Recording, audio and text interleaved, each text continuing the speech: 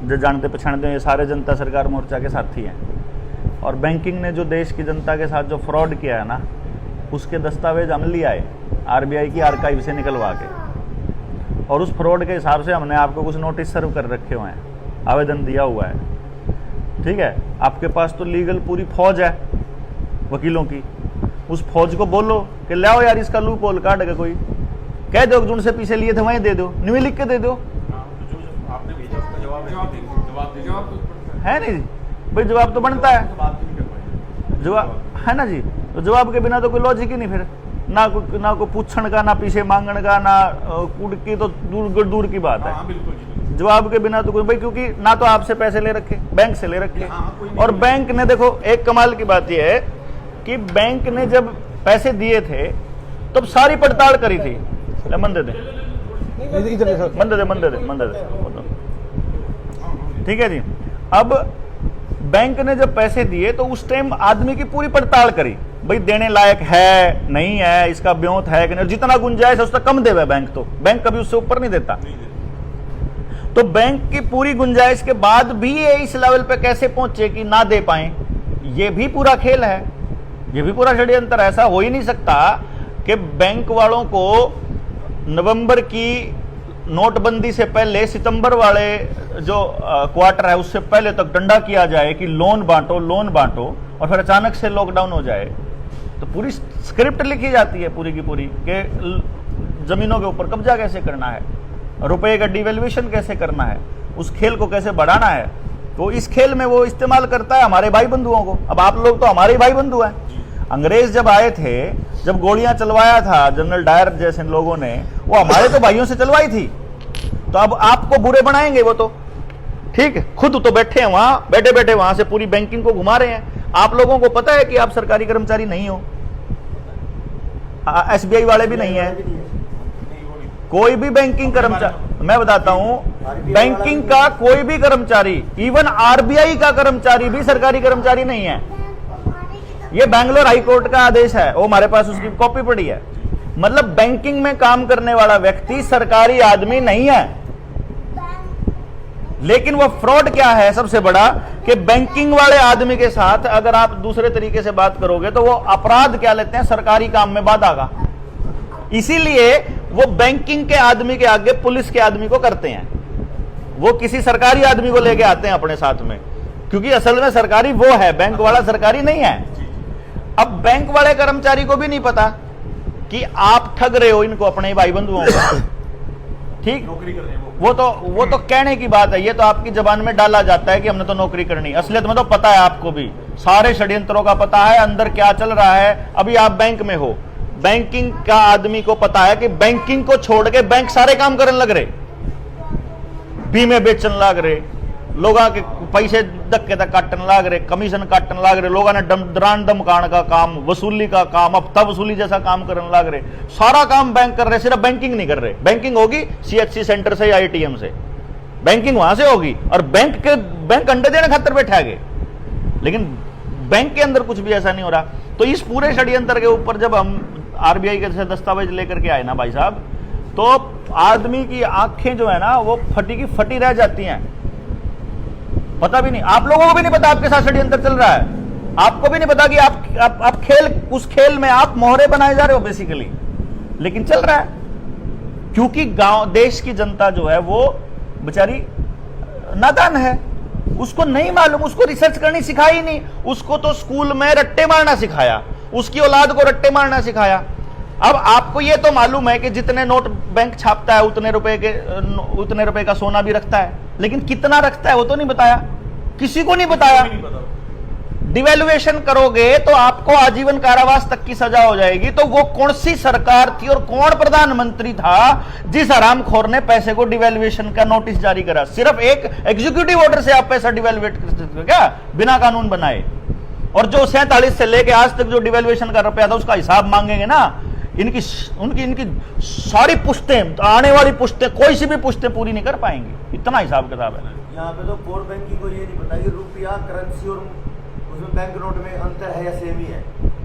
मतलब core banker था एक, हमारी ट्रेनिंग के अंदर आया हुआ था हिसार में, बैंगलोर से कोर बैंकिंग में काम करने वाला बंदा था, एसबीआई की कोर बैंकिंग में।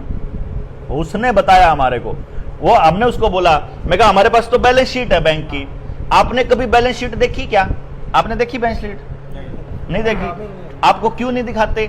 बैलेंस शीट जहां रखी जाती है वो जगह ऐसी है जो no fly zone, no driving zone, no drone zone, कोई ड्रोन नहीं जा सकता वहां, और अगर व्यक्ति वहां चला जाए तो शूट एट साइट का ऑर्डर है। मतलब वो इतनी सिक्योर जगह पे रखे जाते हैं आपकी बैलेंस शीट, और ऑनलाइन नहीं होती कभी भी, ऑफलाइन होती है। और जिस आदमी से पैसा वसूल लिया उसका अकाउंट डिलीट कर देता है बैंक, ताकि हिसाब ना रखे इस लूट का। पता है नहीं तो बात आपको, जाके पूछना कोर बैंकिंग में। जैसे ही आपको नो ड्यू सर्टिफिकेट दिया, कोर बैंकिंग में जाकर के वो पूरा डेटा पूरा का पूरा डिलीट।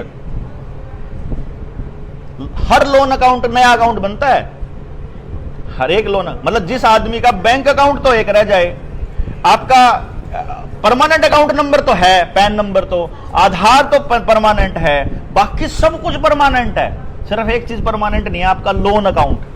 ये आपका इस क्वेश्चन का जवाब ये पुरानी तो मुझे पता नहीं, पर पिछले 6 साल से ऐसा, पिछले 6 साल से कस्टमर आईडी जनरेट होती है, इसमें कस्टमर के सभी तरह के लोन अकाउंट उसी कस्टमर आईडी के अंदर आ जाते हैं। लोन अकाउंट है, 5 ईयर्स का है, लाख मेरा प्रॉर मुझे पता है। अगर आपके जब, मैं वही कह रहा हूं, वो जो कोर बैंकिंग वाली बात है ना, जिसकी मैं बात कर रहा था, ले उठाइए इसका फोन, कहिए आशीष को, कहते चलेंगे अभी थोड़ी देर में बराड़ा से। ना ना उठा ले, कहते उठा के बात कर ले ना, कहते मैं फोन करेंगे यहां से और प्लान बना लेंगे। जो वो है ना कोर बैंकिंग, और जो आपकी बैलेंस शीट होती है, बैलेंस शीट का, अरे किसी को भी ये नहीं पता कि बैलेंस शीट खेलते कैसे हैं खेल में। बैलेंस शीट में क्या होना चाहिए, असलियत में क्या होना चाहिए, मैं बैंक हूं, मेरे पे 100 रुपए हैं और भाई ने मेरे से 40 रुपए मांगे, तो बैलेंस शीट क्या होनी चाहिए, 100 रुपए, उधर 0, इधर 100 में से -40 और उधर +40, इधर हाँ है ना, इधर रह गए 60 और उधर रह गए 40, ये होना चाहिए। होता क्या है रियलिटी में, क्या होता है, 100 0 40 40, बैंक इधर माइनस लगाना भूल जाता है। जैसे ही बंदा लोन लेता है, बैलेंस शीट में 140 हो जाते हैं, और 40 बंदे पे तो लेने भी हैं, और ब्याज के साथ लेने, और ब्याज से लेने, और बैंक लिखता नहीं कि ब्याज है, ये सर्विस चार्ज बताता है, क्योंकि बैंक को मालूम है कि ये इलीगल है ब्याज लेना, और वो ब्याज लेने को इसलिए सर्विस चार्ज के नाम पे चार्ज ले लिया, और वो ब्याज ले लिया, उस ब्याज को लेते ही फिर आगे चढ़ा देता है, मूलधन बना देता है, और मूलधन को छाप लेता है साथ के साथ। इसीलिए 2016 से पहले 34 लाख करोड़ रुपए, 16 लाख करोड़ रुपए की करेंसी थी, पेपर करेंसी जो हमारे देश के अंदर छपी हुई, आज के टाइम 34 लाख करोड़ है साहब, सिर्फ 8 साल में। यानी जितना पूरे 70 साल में छापा नोट, उतना ही नोट पिछले 6 साल में छाप दिया, 2016 से लेके आज तक।